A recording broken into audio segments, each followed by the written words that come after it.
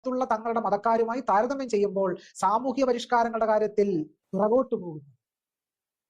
അപ്പം ബുർഖയിട്ട് പോയി, അങ്ങനെ പോയി, ഇങ്ങനെ പോയി എന്നൊക്കെ പറയുമ്പോൾ എന്തുകൊണ്ട് അങ്ങനെ ആയി എന്നുകൂടി ചിന്തിക്കണ്ടേ? എന്തുകൊണ്ട് അവസ്ഥാവിശേഷം വന്നു? അതിന്റെ കാരണം ഇന്ത്യയിലെ ബ്രാഹ്മണ്യ സാമൂഹ്യ ക്രമമാണ് എന്നുള്ള നിഗമനത്തിലാണ് ഡോക്ടർ ബി ആർ അംബേദ്കർ എത്തിച്ചേരുന്നത്. മുസ്ലിം സ്ത്രീകൾ പറതായിട്ട് നടക്കേണ്ടി വന്നത് ബ്രാഹ്മണ്യം.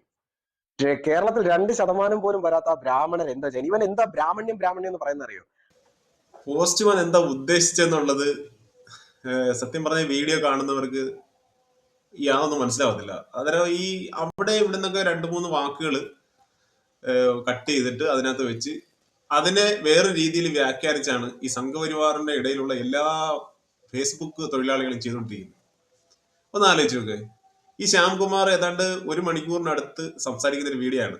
ഞാനത് മൊത്തം ഒന്നും ഞാൻ അതിനെപ്പറ്റി ഒരു വീഡിയോ എടുത്തിട്ട് ഇതിനകത്ത് വിശദീകരിക്കാൻ ഞാൻ തയ്യാറല്ല. പക്ഷെ ഇവൻ പറയുന്നത് പിന്നെ മുസ്ലിം സ്ത്രീകള് ബുർഖ ധരിക്കുന്നതിനകത്ത് ഇന്ത്യൻ ബ്രാഹ്മണ്യമാണ് തെറ്റുകാർ. അതായത് ബ്രാഹ്മണ സമൂഹത്തിന്റെ ഇടപിടിയിൽ കൊണ്ട് മാത്രമാണ് മുസ്ലിങ്ങൾ ബുർഖ ധരിച്ച് ഇന്ത്യയിൽ ജീവിക്കുന്നതെന്നാണ് ഇവ പറഞ്ഞു വെക്കുന്നത്. അങ്ങനെ ഒന്നും പറഞ്ഞിട്ടില്ല. നിങ്ങൾ ആ വീഡിയോ വേണമെന്നുണ്ടെങ്കിൽ ഞാൻ ഈ വീഡിയോക്ക് ഡിസ്ക്രിപ്ഷനിൽ ഞാൻ കൊടുത്തിരിക്കാം. ആ വീഡിയോയുടെ ഫുൾ ലിങ്ക്, ആ വീഡിയോ കാണാനുള്ള എല്ലാ സൗകര്യം ഞാൻ ഈ ഡിസ്ക്രിപ്ഷനിൽ ചെയ്യാം. അപ്പൊ ഈ പിന്നെ ബുർഖ ധരിക്കുന്നതുമായിട്ട് ബന്ധപ്പെട്ടുള്ള പ്രശ്നം എന്ന് പറഞ്ഞു കഴിഞ്ഞാല്, ഇപ്പൊ ഹിന്ദു എന്ന് പറയുന്നൊരു മതവും അല്ലെങ്കിൽ ആ ഒരു സംസ്കാരം എന്ന് പറഞ്ഞു കഴിഞ്ഞാൽ അനേകം പിന്നെ വൈവിധ്യങ്ങളാണ് അതിൽ. അത് ഒരു സമൂഹം വേറൊരു സമൂഹമായിട്ട് യാതൊരു ബന്ധവും ഇല്ലാതാണ് ഇന്ത്യയിൽ നിലനിൽക്കുന്നത്. അപ്പൊ ഒരു പക്ഷേ ഇന്ത്യയിലെ മുസ്ലിങ്ങള് അവർക്ക് അവരുടെ മതം കൃത്യമായിട്ട് ഫോളോ ചെയ്യാത്ത പക്ഷം അവർ ഹിന്ദുവിൽ നിന്ന് വേറിട്ട് പോകുന്ന ഒരു രീതി, അല്ലെങ്കിൽ ഒരു എന്താ പറയുന്നത്, അല്ലെങ്കിൽ അവർ ഹിന്ദുത്വ ജീവിത രീതി തന്നെയാണ് ഇന്ത്യൻ മുസ്ലിങ്ങളും പുലർത്തുന്നത് സത്യത്തിൽ. അതായത് ഇന്ത്യയിലെ ജാതി വ്യവസ്ഥയും അതിന്റെ പ്രശ്നങ്ങളും ഒക്കെ ഇന്ത്യയിലെ മുസ്ലിങ്ങൾക്ക് ഹിന്ദുക്കളെ പോലെ തന്നെ അറിയാം. അപ്പൊ ഒരു പക്ഷേ ഈ മുസ്ലിം മതത്തിനുള്ളിലുള്ള ആചാരങ്ങൾ, അല്ലെങ്കിൽ എന്തൊക്കെ ചെയ്യണം, ഇപ്പൊ നിസ്കരിക്കുന്നതായാലും സുന്നത്തായാലും അതുപോലെ തന്നെ സ്ത്രീകളെ സംബന്ധിച്ച് ബുർഖ ധരിക്കുന്നതായാലും, ഇതൊക്കെ ചെയ്യാത്ത പക്ഷം അവർ ഒരു പക്ഷേ ഹിന്ദു മതത്തിലേക്ക് പോയി കളയും. അല്ലെങ്കിൽ ആ ഒരു ഹിന്ദു മതത്തിലേക്ക് അവർ പതുക്കെ മതവുമായിട്ട് ബന്ധപ്പെട്ട് പോയി കഴിഞ്ഞാല് പിന്നെ മുസ്ലിം എന്ന് പറയുന്ന ഒരു മതവുമായിട്ട് യാതൊരു ബന്ധവുമില്ലാതെ ആകുന്നൊരു ഉൾഭയം മുസ്ലിം സമൂഹത്തിനുണ്ട്.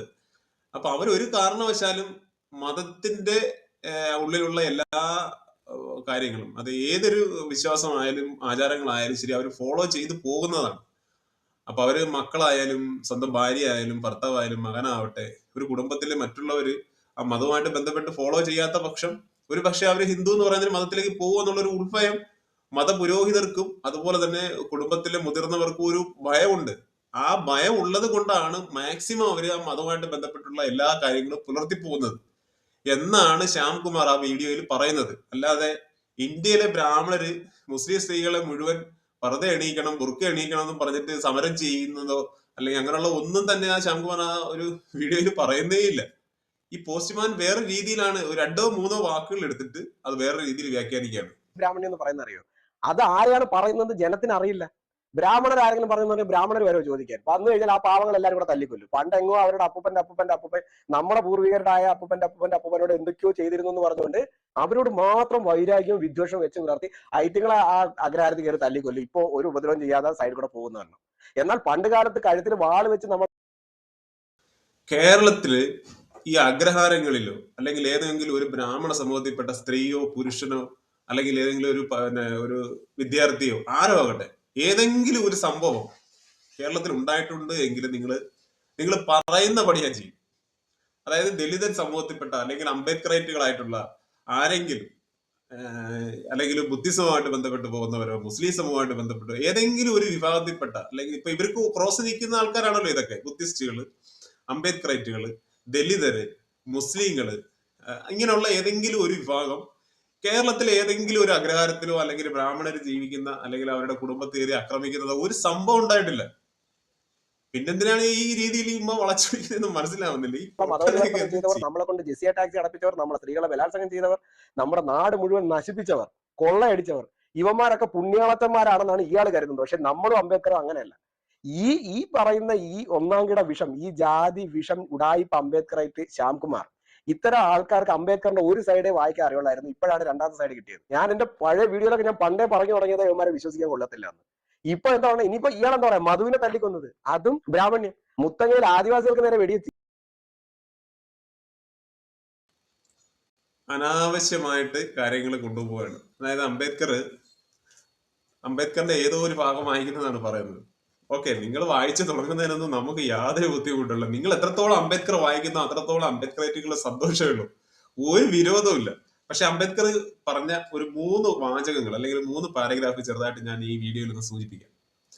അതായത് ഇന്ത്യൻ സമൂഹത്തില് ദലിത് സമൂഹത്തെയും ഇവരുടെ ഏറ്റവും ആരാധക ഒരു വൃന്ദമാണല്ലോ പിന്നെ യഹൂദർ അല്ലെങ്കിൽ ജൂതന്മാർ എന്നൊക്കെ പറയുന്ന ആ ഒരു വിഭാഗത്തെ ഇവർ നെഞ്ചോട് ചേർത്ത് കൊണ്ട് നടക്കുന്നത്. അപ്പൊ ജൂതന്മാരുമായിട്ട് ബന്ധപ്പെടുത്തി തന്നെ നമുക്ക് അംബേദ്കർ വോളിയം 9 സമ്പൂർണ്ണ കൃതികൾ 9 116 അല്ല, ഒരു മിനിറ്റ്.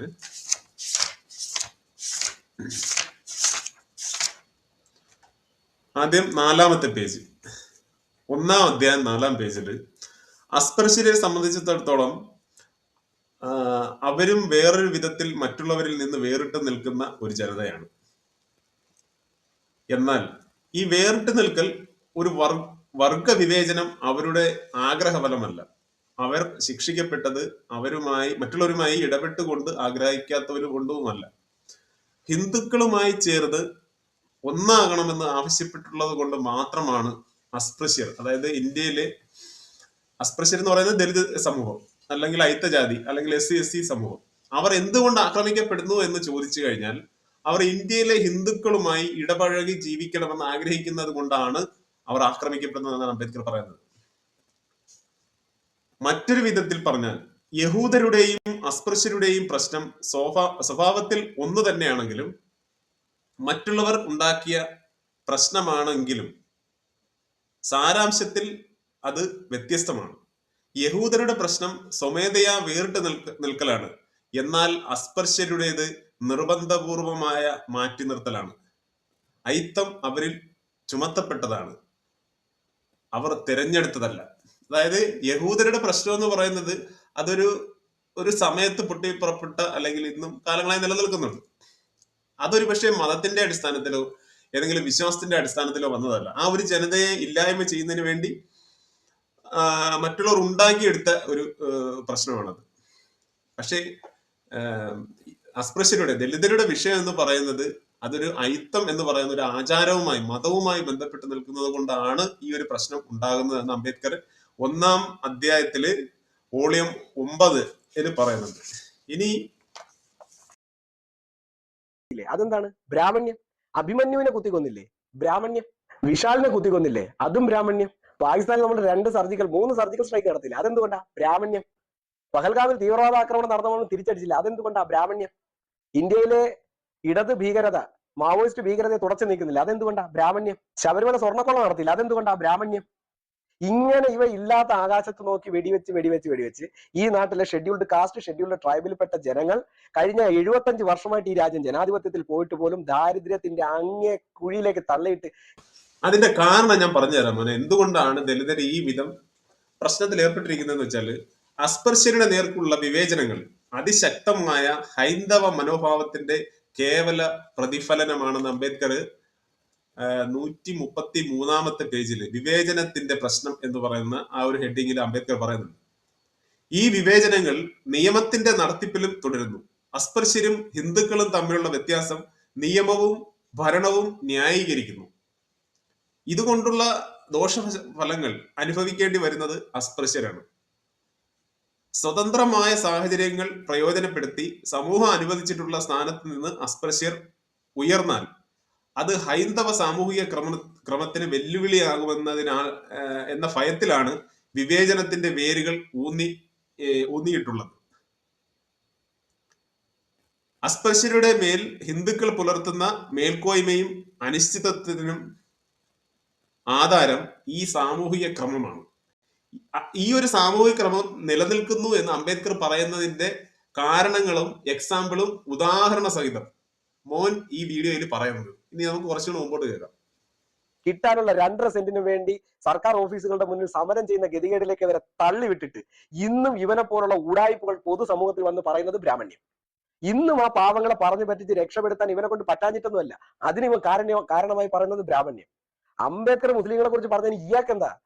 അംബേദ്കർ അങ്ങനെ പലതും പറഞ്ഞിട്ടുണ്ട്, അതിന് അംബേദ്കറെ ഡിഫെൻഡ് ചെയ്യേണ്ട ആവശ്യമൊന്നും ഇയാൾക്കില്ല. ഇനി അംബേദ്കറെ വ്യാഖ്യാനിക്കാൻ നടക്കുകയാണ് ഇയാൾ. ആരും അംബേദ്കറേക്കാൾ വലിയ കൊണാണ്ടറായിട്ടാണ് ഇപ്പൊ ഇയാൾ നടക്കുന്നത്. അംബേദ്കറെ വ്യാഖ്യാനിക്കാൻ, പഠിപ്പിക്കാൻ. ഇത്തരം വിഷജീവികൾ വരുന്ന വഴിക്ക് നടന്നാൽ പോലും ഇമാര് വിഷജീവികൾ ഈ സമൂഹത്തിൽ ഒഴിച്ചുകൊണ്ടിരിക്കുന്ന വിഷം നിങ്ങൾ തിരിച്ചറിയുക. ഈ കുരുപൊട്ടൽ എന്ന് പറഞ്ഞു കഴിഞ്ഞാല് ഇതാണ് കുരുപൊട്ടൽ എന്ന് പറയുന്നത്. അംബേദ്കർ പറഞ്ഞിട്ടുള്ള ഒരു ജനാധിപത്യ ബോധ നിലപാടുകളും നിങ്ങൾക്ക് ഉൾക്കൊള്ളാനോ അത് പുലർത്തി പോകാനോ നിങ്ങൾക്ക് സാധിക്കത്തില്ല. അന്ന് ശ്യാംകുമാർ എന്ന് പറയുന്ന വ്യക്തിയുടെ മുകളിൽ തോള് കയറിയിട്ടൊന്നും കാര്യമില്ല.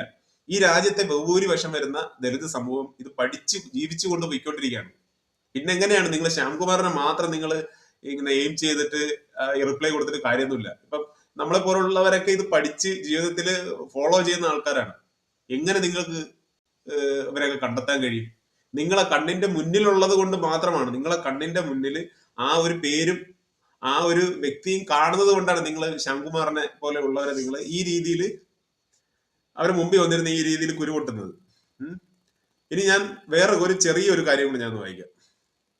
ഹിന്ദുക്കളും സാമൂഹിക മനസാക്ഷിയുടെ അഭാവവും, 117 വോളിയം 9. അസ്പൃശ്യർ സഹിച്ചു പോരുന്ന അസമത്വത്തിനും അനീതിക്കും എതിരെ ഹിന്ദുവായ ഒരാൾ ധാർമ്മിക രോഷം പ്രകടിപ്പിക്കാത്തത് അയാളിൽ മനസാക്ഷി ഇല്ലാത്തത് കൊണ്ടാണ്.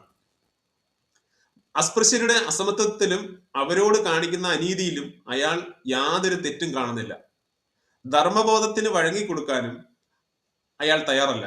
അയിത്തോച്ചാടനത്തിന്റെ പാതയിലെ ഏറ്റവും വലിയ വിലങ്ങുതടി ഹിന്ദുവിന്റെ മനസാക്ഷി ഇല്ലായ്മയാണ്. അംബേദ്കർ ഈ ഒരു വോളിയംസിൽ പറയുന്നത്. ഇത് കണക്കിന് ഇതുപോലെ ഓരോ വോളിയംസിലും ആയിരക്കണക്കിന് 10,000-കണക്കിന് മനുഷ്യനെ പരിവർത്തനം ചെയ്യാനുള്ള ഭൗതികമായിട്ടുള്ള കാര്യങ്ങളാണ് അംബേദ്കർ പറഞ്ഞു വെക്കുന്നത്. ഇതിനെയൊന്നും കവച്ച് വെക്കാൻ അല്ലെങ്കിൽ ഇതിനെയൊക്കെ ഇല്ലായ്മ ചെയ്യാൻ നിങ്ങളുടെ ഹിന്ദു പുരാണങ്ങളായ മഹാഭാരതത്തിനോ രാമായണത്തിനോ മനുസ്മൃതിക്കോ സാധ്യമല്ല. അംബേദ്കറിസം മാത്രമേ ഈ രാജ്യത്ത് വരികയുള്ളൂ. എങ്കിൽ മാത്രമേ ഇവിടെ ജനാധിപത്യം വരികയുള്ളൂ. എല്ലാവിധ ആശംസകളും.